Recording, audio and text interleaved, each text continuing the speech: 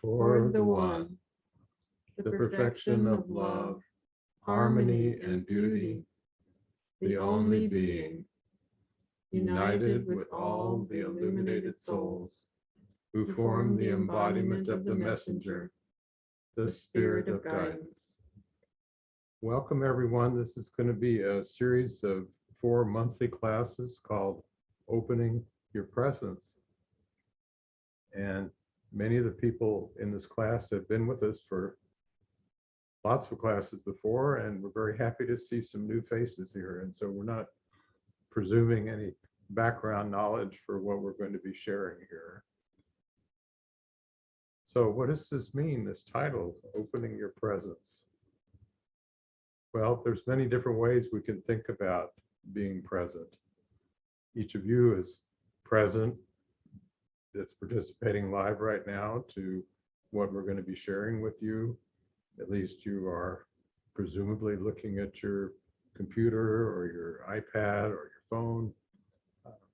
But perhaps you've got lots on your mind and you're thinking about other things and you're trying to do some other things at the same time you're listening.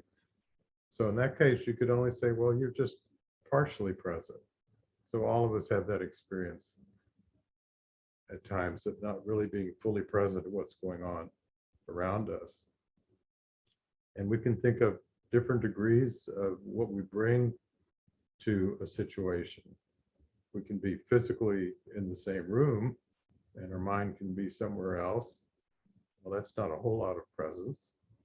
We can be mentally present, but emotionally we have a lot of things going on, and so those are really what are preoccupying us and so on. So we can say how much of ourselves we are bringing to a particular situation.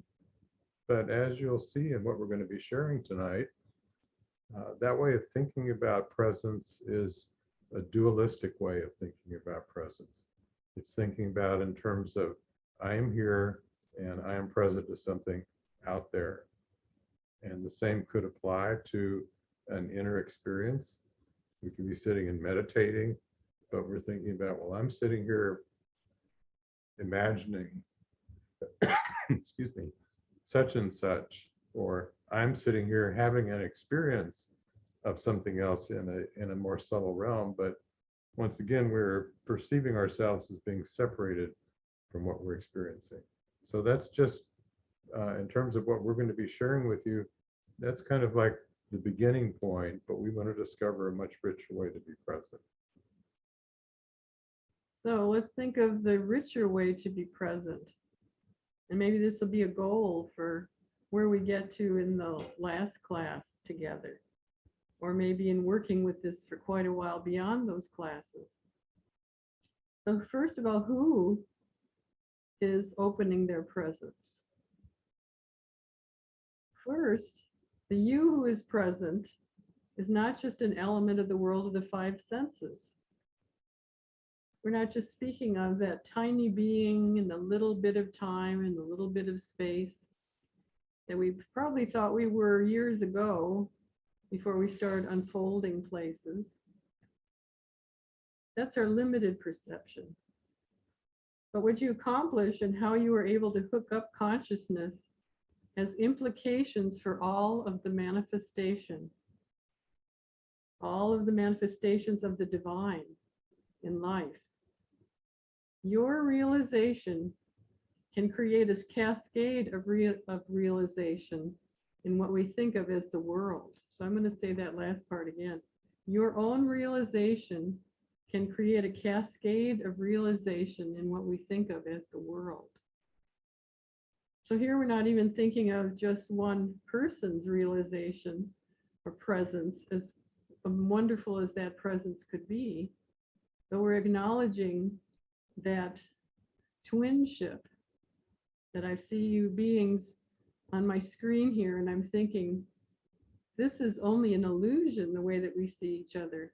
We know each other deep within in that twinness.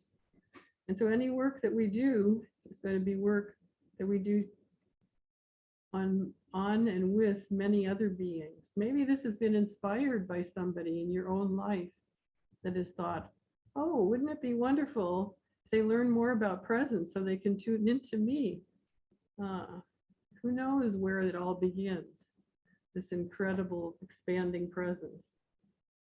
You want to say something more? Yeah. So one thing that scientists have been discovering and realizing more and more is the deeply interconnected nature of reality, that everything is interconnected with everything else and everything has an effect upon everything else. Well, the some of those effects are much more obvious, like when we're physically with someone, we can see the impact of what we have to say and how we're acting on the other person. But this applies down to every level of existence, even down to the subatomic level. So Institute of Noetic Sciences did an experiment.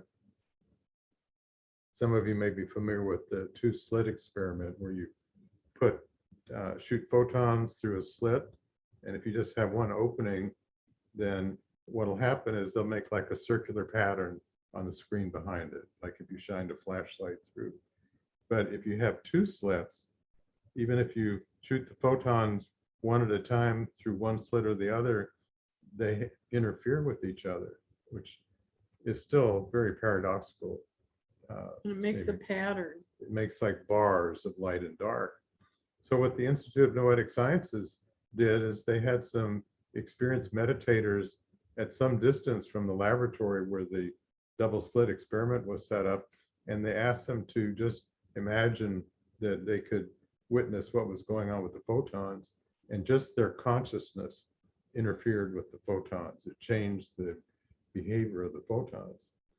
So, I mean, if we're having an effect on photons at a distance just by our concentration, think of how many photons we're made out of. We're beings of light, and the effect that we have on each other and on other aspects of existence.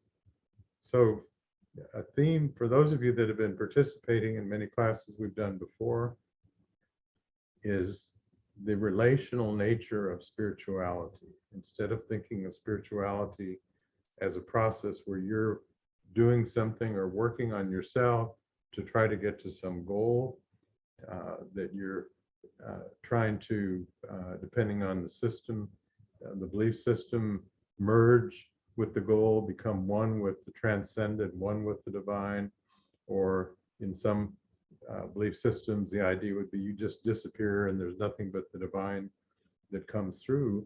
But here we're talking about a relational nature of existence.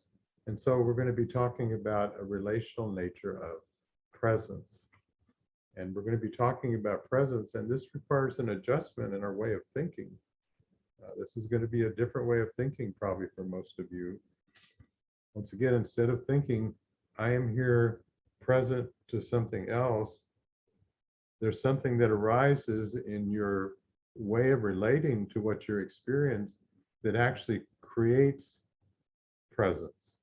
So it's not like presence, you turn the dials just right and clicks in, okay, now I'm present. I'm fully aware of what's going on. That's good, that's important, but much more than that can take place.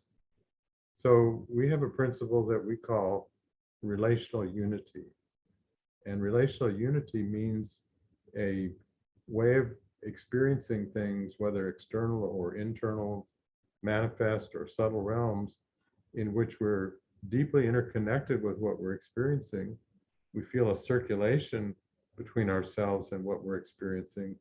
We're not separated from it, and yet at the same time, we very much have our sense of identity. But that sense of identity isn't this rigid thing that stops at the boundaries of our skin, and it doesn't stop at the boundaries of our concepts of who we think we are. Well, good place to jump over to me too, because I thought about an image for us in terms of opening that presence. And see what you think of this one. So let's say that you think that you are a musician, and you think that you play a piccolo, but you find out that you have a pipe organ. what a difference in those two instruments. You can, if you have the pipe organ, not only would you think of maybe that's perceiving in a deeper way or something like that, it's also something that comes from us. It is something that we exercise from our point of view, not just seeing or receiving something from the world outside of us. So you can be present to much more and bring much more from subtle realms to your experience. So this is we've studied before together, some of us, about the imaginal faculty and imagining things in a certain kind of way, being able to modulate consciousness in different types of ways. So that, again, it's not just looking to see what's around us. It is almost starting a fire, starting a vibration, starting a way of communicating with what is all around us, and playing with what is all around us, as we would be playing in an orchestra, playing music together, harmonizing with that presence, and coaxing that presence perhaps from other beings around us. These are all different ways of working with presence. So you can open up new pipes in your pipe organ as you realize who's in on the experience. Not only is this presence something that's happening in our room or in this situation that we've occasioned through this Zoom experience here, it is also circulated through all different subtle realms and past, present situations. So you can use your imaginal faculty to include others on this relationship. To remember always that you carry perhaps the devas of all of the different kinds of animals and plants that you carry, like the Native Americans did, thinking about all the animals, birds, rivers, streams all around us. These are part of our own presence too. We are part of their own presence also. So look at how large that we can expand that interface. So I like the metaphor of the pipe organ. And if you have a pipe organ, there's different stops that you can open or close, and that's going to let out even more vibrations. It's going to let out harmonics and overtones. So we have the capacity of being able to experience different vibrational levels of the reality that we're a part of. We have the capacity that we take for granted, being able to experience the vibrational aspects through the physical senses, the part of the electromagnetic spectrum that we can perceive. But there are subtle realms that we can become capable of perceiving that are at more subtle levels of vibration. So we can, again, there's stages in this process. We can become capable of realizing and being able to process different vibrational states of our own being as like the harmonics of a chord or the overtones of a chord. And at first, perhaps we tune into a particular one. And from a dualistic vantage point, what it seems like is happening is that we are, in fact, we say we're raising our consciousness. I'm going to raise my consciousness to a higher realm. It's like going to bring it up here. And then you look around, experience, you come back here, and then you have some after memories and images and metaphors for what happened. But in actuality, you continue to exist at those different vibrational states, but we're not used to having our consciousness be accessible in several of those at the same time. But that's something we can become capable of doing. So once again, this has to do with how much of our being we can open up to in relationship to what we're experiencing. And as wonderful as that is, that's just another stage in the process. So I'm going to talk about something that those of you that have been to classes before are familiar with, but a little review won't hurt. And for those of you that are new, it's a very important principle. There's I think he's a mathematician or physicist named Bekenstein, and he had a very simple proof. This was like a one-page conceptual proof in Scientific American that didn't have equations or anything. You didn't have to be a mathematician or a physicist to understand it. But he showed that whenever there's an interface between two things, there's a finite amount of information that can go in either direction.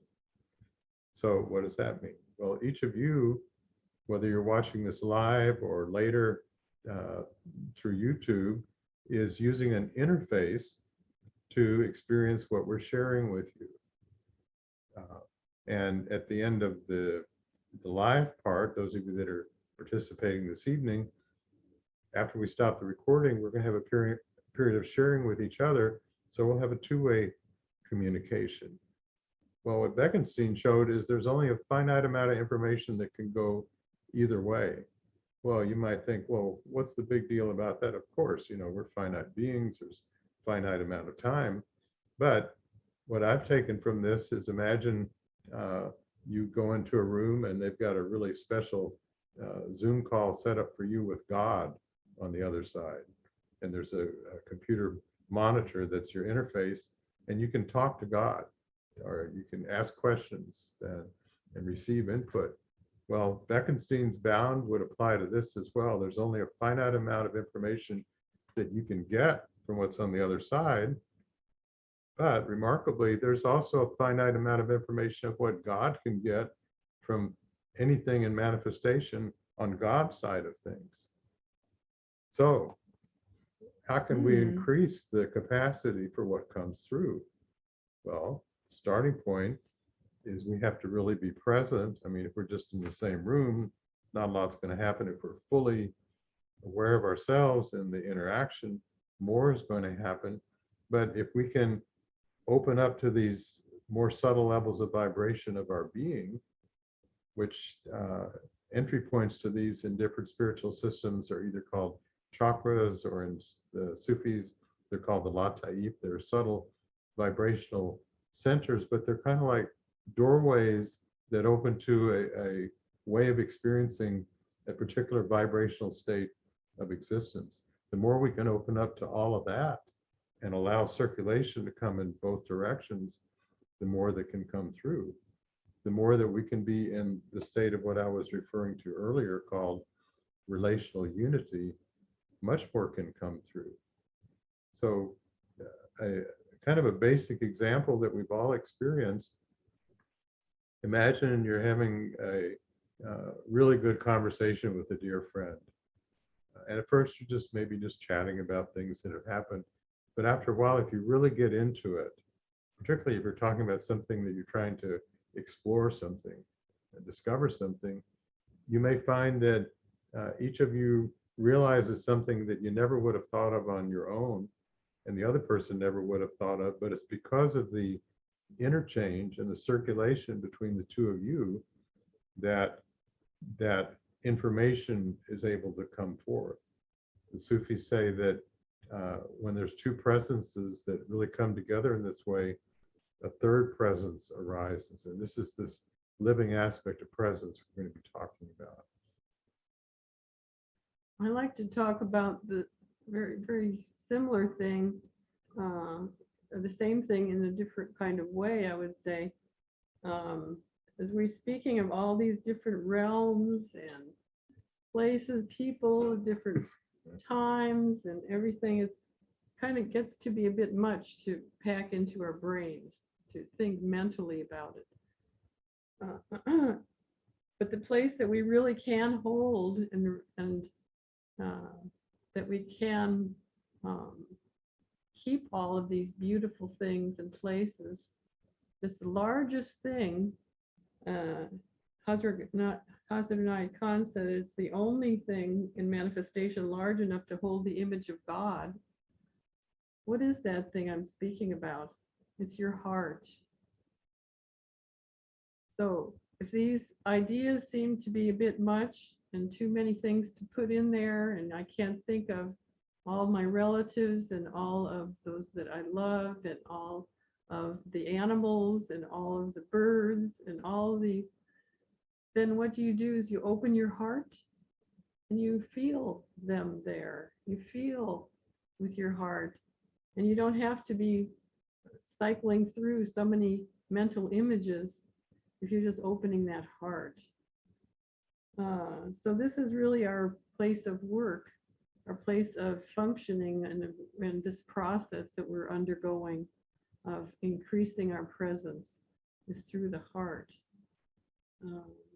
And so even physically focusing in this part of your body and where your heart is and opening that and feeling the unfolding of that. It does unfold without us even working too hard because of all the lights of all the beings and of the realms that shine upon our hearts. And because it is our communication place, and we hold everything in our hearts. It's not just an image, it is really the center of who we are.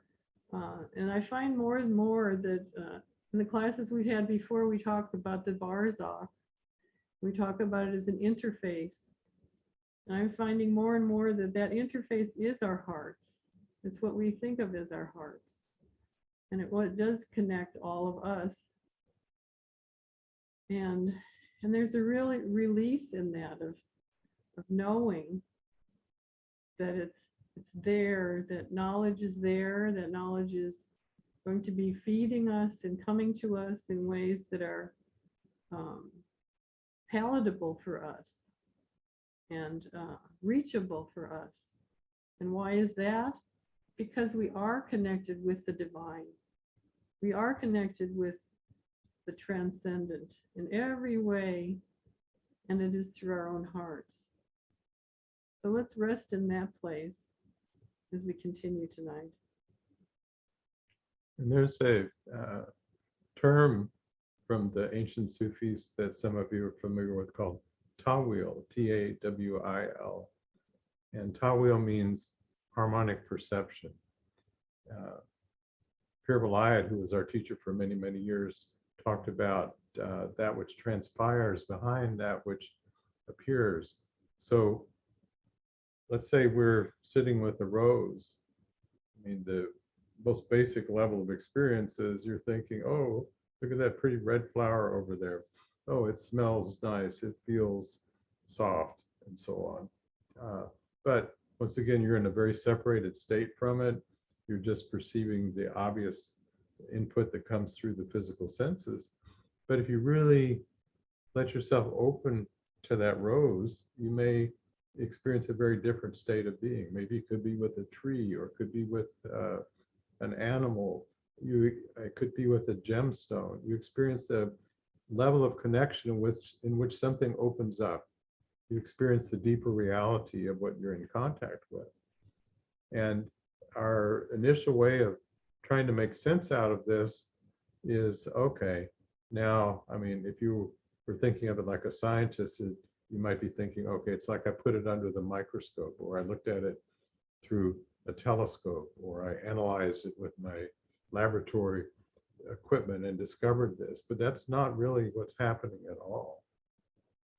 The only way that you could be in that state of experience with something, Tawil is harmonic perception, sometimes we call it harmonic relationship, is if you've opened up an aspect of your being that now is in relationship, the deeper aspect of yourself in relationship with the deeper aspect of what you're experiencing. And now what emerges from that could only happen because of the way the light is circulating in that state of relationship.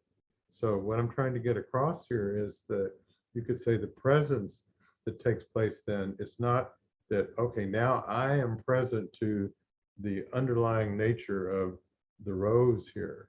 Again, that's dualistic. You're here and you're thinking, I've got it. I'm really seeing past the surface appearance. much more than that, you've opened up to the deeper reality of your own being in relationship with the deeper aspect of what you're connecting with, and now something arises from that. So think of presence as an emergent property rather than something that's static. Rather than thinking you are in a static condition of being present to something else, presence is continually emerging by the nature of your way of relating to what it is that you're experiencing. So again, these are new thoughts probably for many of you, but you can try them on for size. You can experiment with them because it's our, we could say, our conditioned vantage point, not only of ourselves, but our conditioned vantage point of the way we think the world is, which is usually just taking for granted. Of course, the world is what I see with my physical senses and the things I've learned about it. That's it, nothing more. If I can't see it, if I can't study it, it's not real. And I mean, scientists are discovering the universe is so much stranger and more incredible than that. I mean, they're every time they think they've come to understand one thing, a deeper mystery unfolds about reality. And so having that openness to something arising is key in what we're talking about. Yeah, so I like to dwell in that excitement for a few moments and breathe. So if you'd like to close your eyes, that would be good. And just with some deep breaths and focusing on your heart, perhaps, as this place of transformation. And just feeling in the depths of your heart, kind of striving and an adventurous spirit, opening to what's new. And pledging that you are ready for an unfolding, a newness.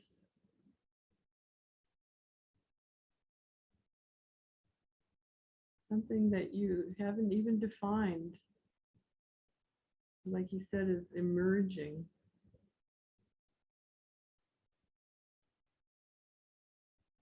To feel this kind of tingling and awakening in your heart. Let's take some time here.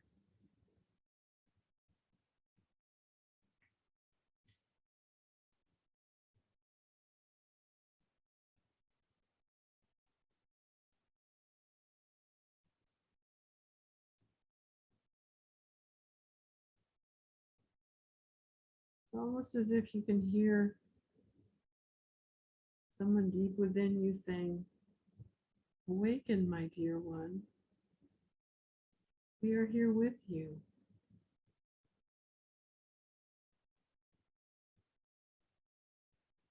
See what is new.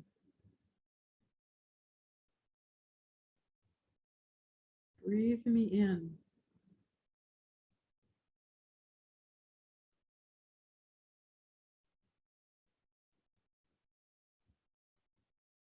You feel more and more even of your physical body joining in on this experience, all your cells,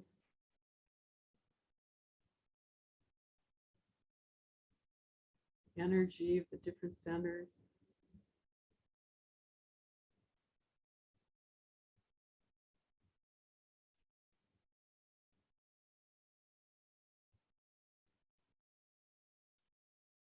Even all those you love.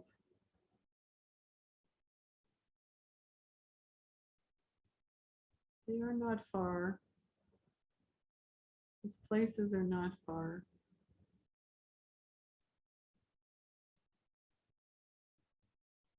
You're in the center of this dynamism.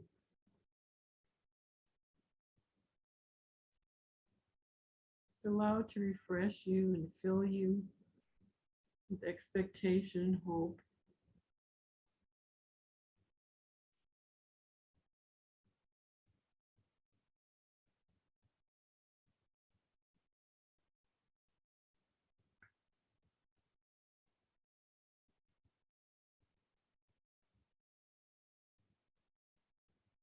Feel a soft light rising in you.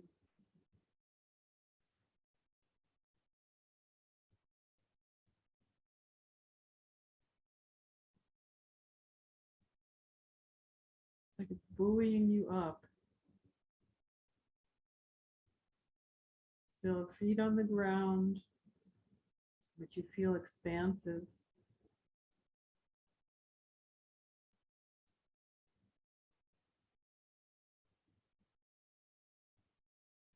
You feel like you're ready for new awakenings. You're thankful for being in the position that you can be in manifestation to be that one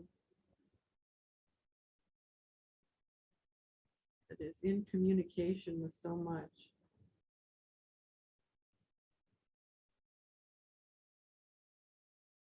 So let's feel gratitude as we finish this meditation.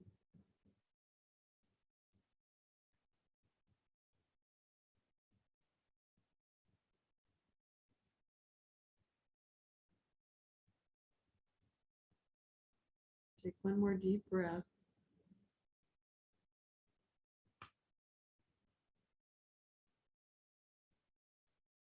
Amen.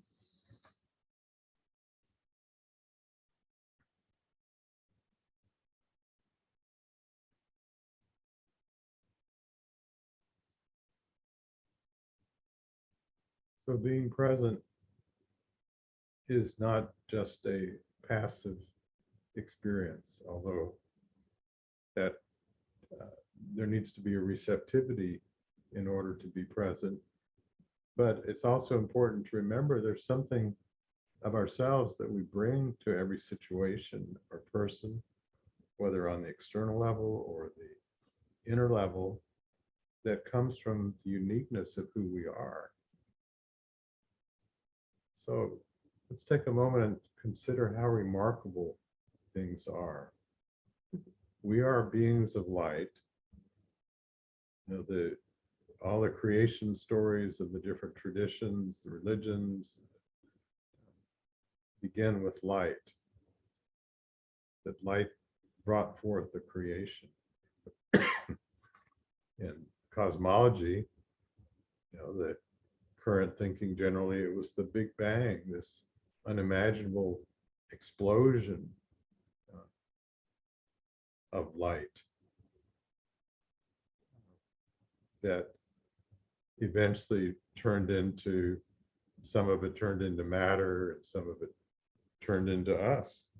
We're made out of the stuff of the stars. And Einstein showing the equivalence of energy and matter. So we are, we could say, beings of crystallized light, and it's been a measured and well-established phenomena that we emit light. The cells of our body emit light. Some of you may recall me talking about some study was done by a Japanese researcher who had experienced meditators sit in a lab with a photoelectric cell apart from them, and in their meditation they were able to generate enough photons to trigger the photoelectric cell and turn on a light bulb. I mean, measurable light. Well, we don't need a scientist to tell us this. I mean, we see someone and they sometimes just seem like they're so filled with light. And other times, if someone's not in such a good place, you know, we say they're in a dark mood, they're depressed. It's like the dial has been turned down. And all of us have different times when we're emitting more light than other times. And when we're really connecting with someone, we can, maybe we hadn't thought of it, but we can feel this two-way exchange of light that's going on. There's a communication that's taking place by means of light at a different level than the communication that takes place by words or takes place by thoughts. So once again, think of how remarkable this is. We are beings whose substance is light, that the way that we experience our world is through light, through different vibrations on the electromagnetic spectrum, what we're able to perceive and what we emit. And so it's like a being of light communicating through light and understanding through light. It's all tied in together. And when we bring the uniqueness of who we are to what we're experiencing, then not only do we experience the deeper nature of what that is, that person or something in nature or something on the inner level, but whatever it is we're experiencing is partaking of the light of our being. They're discovering something about themselves through us. And it's a strange thought to think, well, you mean he's saying the rose is understanding something of itself by me relating to it? Well, I don't think roses think the way that we think, but something is happening in that interchange. Anybody that has grown plants, and perhaps you have a plant that started off in not very good shape, and I talked in a previous class about this Hawaiian plant that when I first got it wasn't doing so well, and I decided I was going to really love and appreciate this plant, and now it's just gorgeous. I mean, it gets more beautiful all the time. I'm sure we've had the experience of this. Probably the same thing with animals. Maybe you've gotten a pet that wasn't too healthy to start with, but you just loved it so much that it blossomed in the light of your love, and something happened. There was a transmission. But that transmission wasn't just one way from you to the animal or from me to the plant. It was what I feel back from the plant about how happy that plant is to be seen and appreciated. I mean, it's a tangible sensation. It's not just oh, that's a nice thought I'm having in my mind. And I bet many of you listening right now may be nodding your head because you think, yeah, I've had that, but maybe I haven't talked about it because I didn't want people to think I've gone off the deep end. But I think it's a probably pretty common experience. And it's why some people naturally, when they're around unfamiliar animals, the animals come up to them and want to be around them. Some people have green thumbs. Some people, when they're around children, young children perhaps that don't know them, the child feels very much at ease, and other times the opposite occurs. And it's because of the way that we are in relationship with what we're experiencing, the way that we are present, and maybe we make it a verb, presenting with what we're experiencing. And that means there's a two-way thing going on, and it's not like a ping pong ball back and forth. It's like every part is affecting every other part all the time, and everything, I love the term updating, everything is updating everything else all the time. And as Ravani Rao was saying earlier, what happens in situations like that has an impact beyond the immediate circumstance. Excuse me. There's a blessing from that that becomes available to everything. So I'm reminded of, we're Texas Longhorn fans, and anybody that watches college football games, frequently during the game, they'll have little kind of infomercials about the university, and they'll have a minute talking about it. But when they have the thing for the University of Texas at Austin, they have this wonderful phrase they always include, and it's something like this: what starts here changes the world. Well, what starts with us changes the universe, or has the potential to do that. And we have the potential to be transformed by anything that we're in relationship with. We can be on the receiving end of that transmission, and life becomes so much more alive and so much richer when we have that outlook on what's going on in the world, and instead of just thinking, well, I've got to get through the day so I can finally do such and such, or I've got to get through the week so I can finally get to this, or after so many years, I get to retire and then I can, why wait to be happy?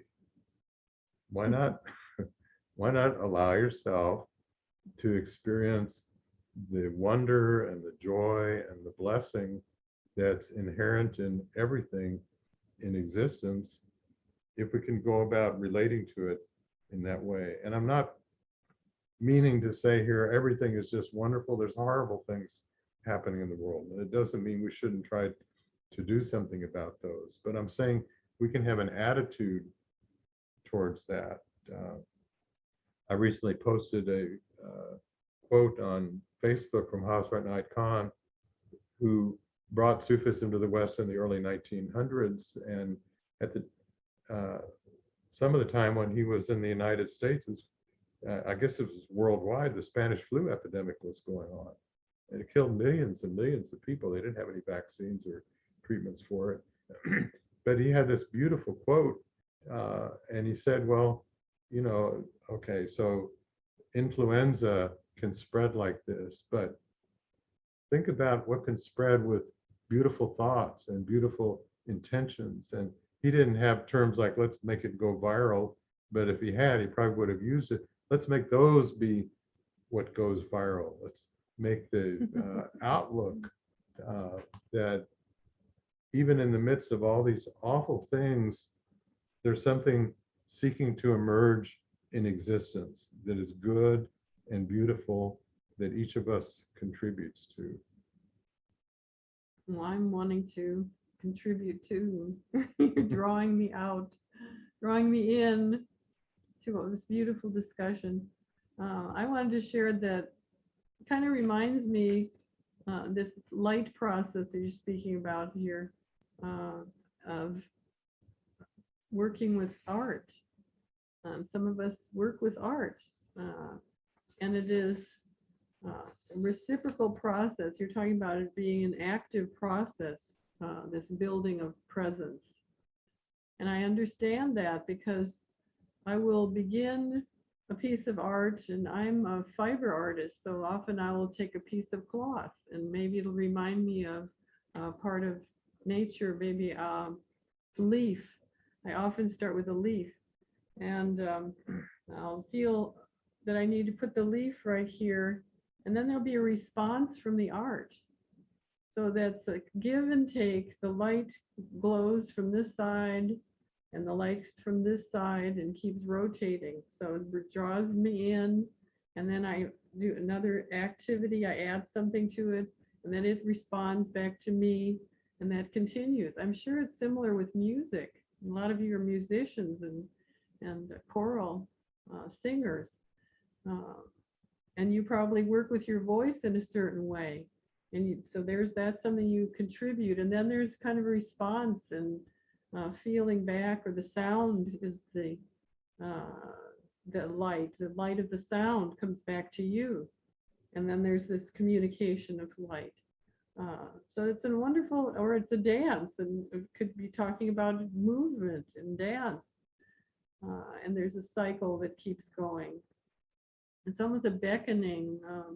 I think of the mythology of Krishna and Radha and all of the gopis in the Hindu tradition, where there's this beautiful dance that they perform, and each one is kind of bringing the other one into this dance. And so that's kind of how the presence intensifies and is very much a communication of light that happens in this dance. Yes, and in this process, so let's say you shine a beam of light on a mirror, well, it's just going to bounce back off. The light's not changed. But that's not how light works in existence. The Sufis say that creation took place because God was a hidden treasure desiring to be known. And God could only know of him herself through a relationship with beings in manifestation. And so this is a wonderful thought to imagine that each of us is enabling the divine being to know of him herself in a way that can only happen through us. Well, how does that take place? It has to take place through a connection between this manifest side of ourselves and what we could think of as the transcendent side of ourselves. Sometimes people describe it as their higher self. Even Arbi, an ancient Sufi, would say it's like our personal Lord or our personal angel. But this interface that Ravani Ra was talking about, which is called the Barzakh, Barzakh, this interface, that's the place of relationship between the two sides. And we are used to thinking of relationship as between two separate things. It's dualistic. Here's the manifest, here's the transcendent, and they're communicating with each other. But in actuality, and this is a great mystery, even Arbi says that we are beings of bi-unity, bi-unity. We are human divine beings. And he has the most remarkable statements. He says that neither of the two sides has any meaningfulness or even existence without the other. And even more mind-blowing, he said that each side is the creator of the other side. Mm. So again, this does not fit into our usual way of conceptual thinking. And we've talked a lot in previous classes about the radical shift that is necessary in our frame of reference for awakening and transformation to take place on the spiritual journey. It's not a linear process. So this exchange of light in this interface between the two sides is not like the light shining down into existence and just thinking there's a big mirror down here that bounces back up to the divine unchanged. Not at all. That light is transformed. And how is it transformed? It's transformed by our life's experiences, by the wisdom that's gained in our life's experiences. And that's what we bring to this interface. That's what we bring back to what we think of as the divine. And so each side is benefiting and growing from what's on the other side, and both sides are co-evolving. And they're co-evolving, a lot of hyphens here, through their co-presence with each other, through their connecting in a way in which it's not separate, but it's not dissolved into unity. There's still a maintaining of unique identity that each of us has. Each of us is a unique expression of the divine being that's never lost. But we can be in this intimate, very deep, close relationship with the divine and not feel separated from. That's the kind of presence that brings forth something that can only emerge through the change of light, interchange of light from both sides. So why don't we do a little meditation? Yeah. So of course we'll do a meditation on presence. So as I kind of give you some suggested thoughts in this, allow yourself not to work at it. Don't try to grit your teeth and go, well, let's see, I got to figure out how this all works. Just go along for the ride. Just assume that, of course, you can do this. Just assume that, of course, you are a unique aspect of divinity, awakening and manifestation to every other aspect of divinity and manifestation. So now just let yourself do kind of a survey of this beautiful world that we're in. Perhaps you have a beautiful garden in your yard and just feel your connection with the flowers and plants. Feel their response to your connection with them. Feel the exchange of light and the augmentation of light, that each side is transforming the light of the other side.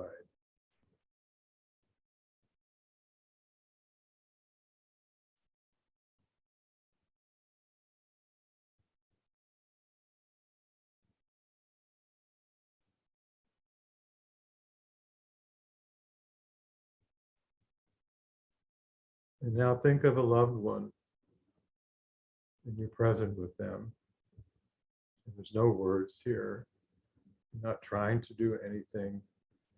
You are just opening to giving of the divine bounty of your being and receiving of the divine bounty of your loved one.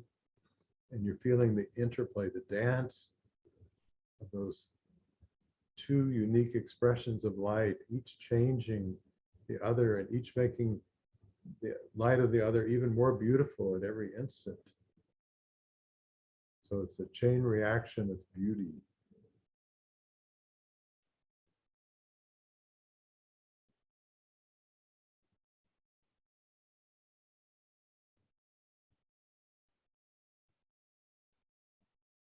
This is a good kind of shattering. Let yourself be shattered by beauty, love.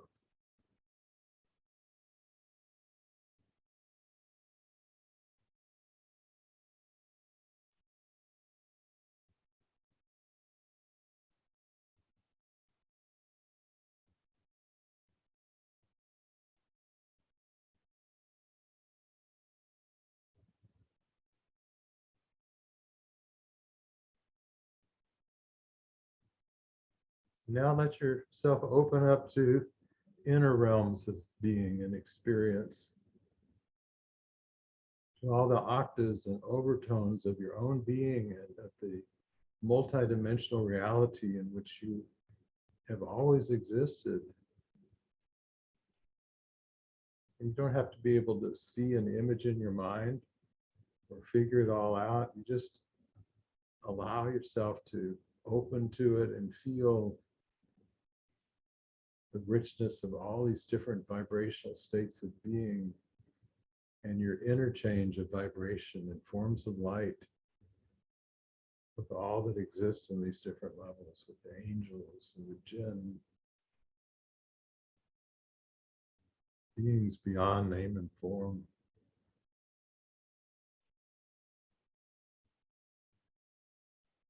And with the divine beloved one, in awe of you as you are in awe of the divine.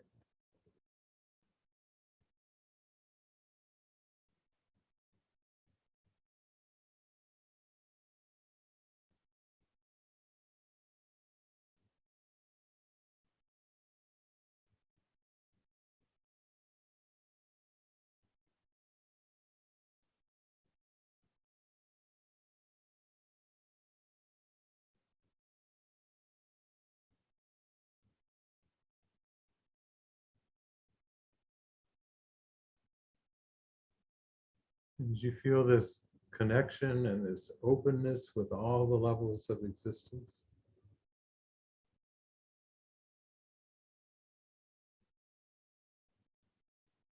perhaps you can experience the multidimensional blessings of a Buddhist prayer. So as I say these words, feel like you're experiencing this happening on all the levels on which you exist. These blessings are shared with all the beings in all these levels. So when I say world in this blessing, this world is this vast one. With the thought of love, let me encompass the world.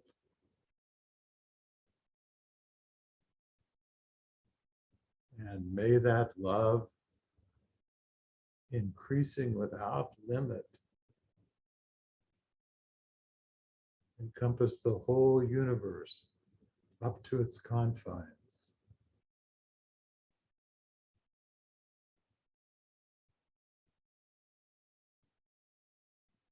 With the thought of peace, let me encompass the world. May that peace, increasing without limit,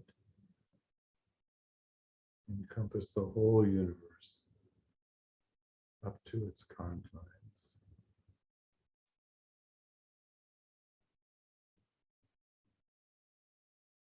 with the thought of healing. Let me encompass the world.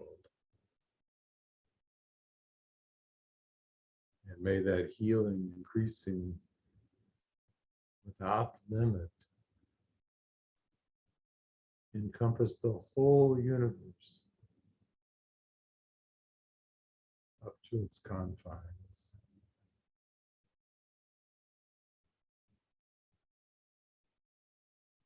May all beings be well.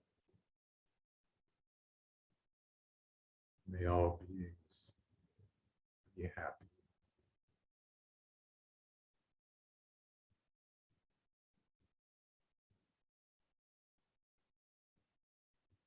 May each of our beings become a never-ending source of blessing to all of existence, now and forevermore.